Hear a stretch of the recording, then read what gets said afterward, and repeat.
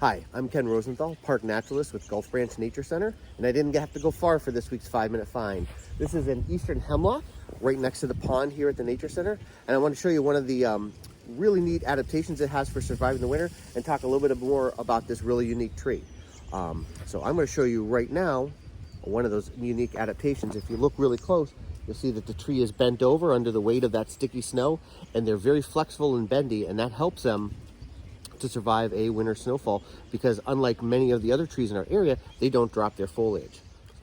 So watch what happens when I shake the snow off.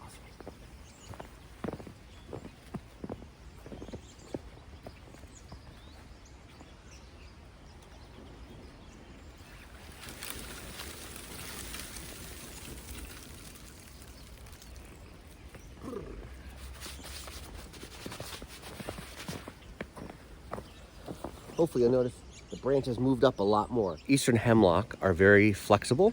They can take a heavy snow load and bend pretty far without breaking, and that helps them survive in northern climates where there's a lot more snow than we would have around here.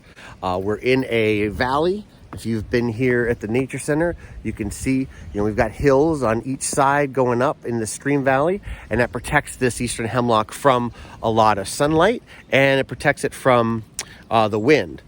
Eastern hemlock do have a shallow root system, and it makes them susceptible to high wind. They also don't do very well with ground fire or drought.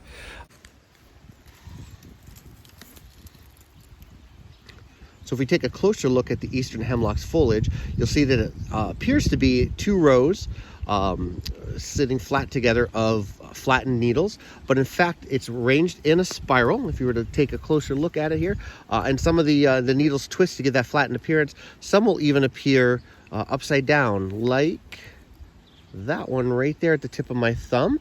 You can see there's a couple of white lines on it. And looking here at the underside of the hemlock needles, you'll see many of them have what appear to be two white lines. This is very distinctive for identifying the hemlock. It's also neat because what you're seeing is two rows of stomata, and stomata are openings on the underside of leaves that allow them to respirate. While the flexibility of the branches to bend down but not break seems like a great adaptation for the tree, it's also a wonderful adaptation for the animals like white-tailed deer. White-tailed deer tend to flounder in snow when it gets above, say, 20 inches. And so hanging out in a hemlock grove where the trees collect most of the snow and don't allow snow underneath it provides a place where they can walk and be comfortable. They'll also feed on the soft needles and twigs of the hemlock as well as a winter food. The hemlock's had its benefits for humans as well. Native Americans used to steep a tea rich in vitamin C out of it, and there is some wood lore that you can use the bark of a hemlock and rub it all over your body to reduce the human smell when you're hunting and stalking animals. Again, this is one of my favorite trees. I used to work up north further, and they had a lot more there and in some areas, and it was just always a beautiful tree to see in the winter with its greenery, and especially when it was covered in snow and hanging. Probably not the best condition for the tree, but I always looked so beautiful. And so I wanted to share a little bit of information about the hemlock this week, especially with the snowfall that we had in this glorious little bit of northern winter that we're experiencing.